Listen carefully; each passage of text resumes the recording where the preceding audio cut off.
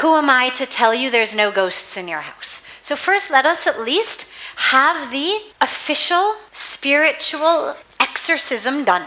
Then in your mind, at least you know for sure, okay, this has been taken care of. The rest of it is working in my mind. And what I would ask you is, what is it about your life here, about that home, that on some subconscious level you are hesitant to re-embrace?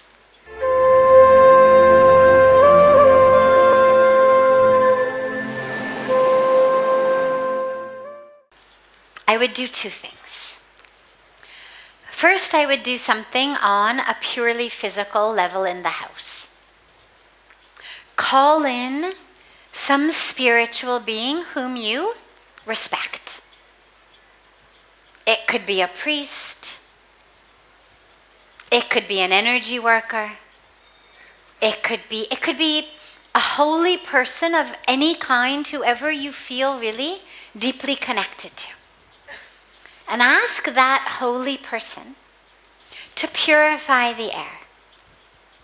There are all kinds of mantras in every tradition around purification, around the removal of bad energy, negative energy. Have a holy person do that. Might as well, right? Who am I to tell you there's no ghosts in your house? So first, let us at least have the official spiritual exorcism done. Then in your mind, at least you know for sure, okay, this has been taken care of. The rest of it is working in my mind. And what I would ask you is, what is it about your life here, about that home, that on some subconscious level you are hesitant to re-embrace?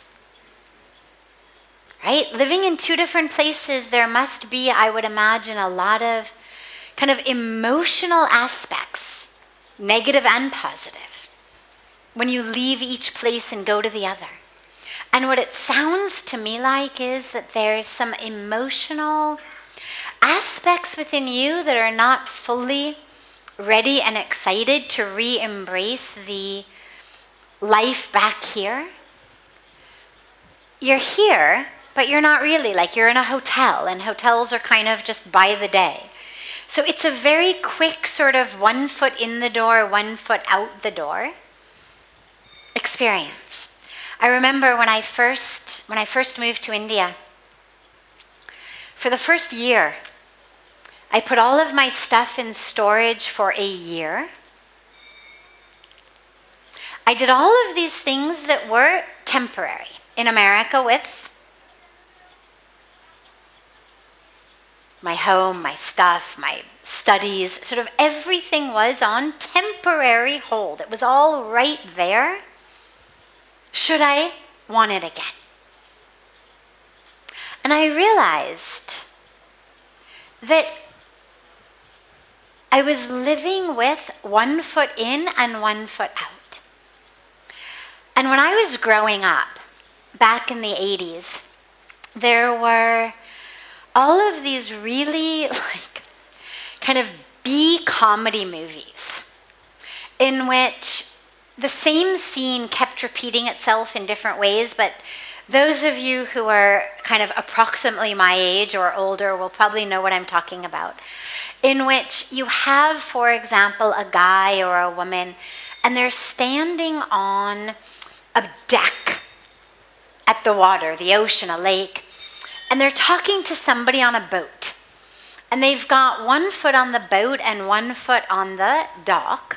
And slowly, slowly, slowly, the boat starts to move, right? And now they are in a split with 1 foot on the deck and 1 foot on the boat. And inevitably, they go splat into the water, right? There were a lot of variations of those in a whole bunch of really not very intelligent comedy things that, as preteens and teenagers we thought was really funny. But I started to feel like that. I felt like I was in my own not funny comedy with one foot here and one foot there. And that eventually I was going to go splat into kind of no man's land, neither here nor there. And I realized that I needed to either fully embrace, courageously, 100% this new life that I was living, or I needed to go back. But that to do the kind of not really here or there situation was just metaphorically going to drop me splat into the water. And it feels to me in a way like emotionally you may be on some kind of a conscious, subconscious, unconscious level, having some of that when you come back. Oh, the house is haunted, I'm going to stay in a hotel. I'll live out of a suitcase for a while. It means I am ready to leave anytime. I'm not really here.